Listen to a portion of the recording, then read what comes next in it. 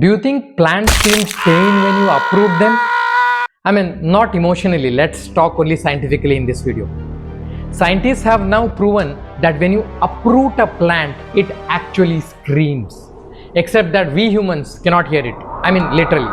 And that's for a reason. They also say that in our surrounding, there's a lot of sound made by different living organisms, but we humans cannot hear it at all. Are you surprised? Let's see the reason. Now, we humans can hear sounds which range in frequency from 20 Hz to 20,000 Hz. Now, any sound which is outside this range, either the frequency is less or more, however loud it is, we humans will not be able to hear it. So, the sounds which are less than 20 Hz are called as infrasounds. The best example is that of a seismic wave of earthquake. And for the same reason, you might have heard that some organisms behave strangely just before the earthquake. That is because probably they are able to pick that seismic waves which we humans cannot pick. Similarly, the sounds which are above 20,000 Hz are called as ultrasonic sound. This is the sound wave which is used in the usual scan, that is ultrasound. All of us must have gone through that.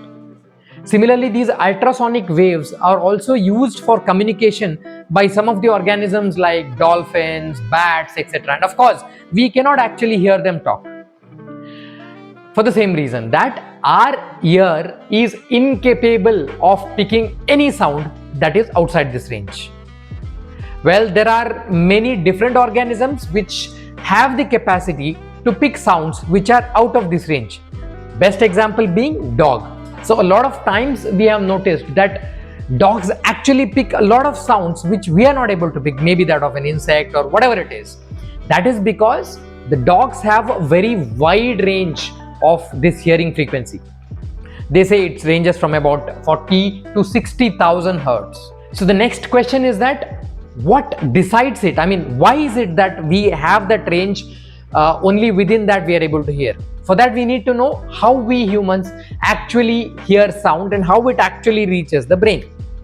So what happens is our ear has three parts: outer ear, middle ear, inner ear. Let's not go into the details of that.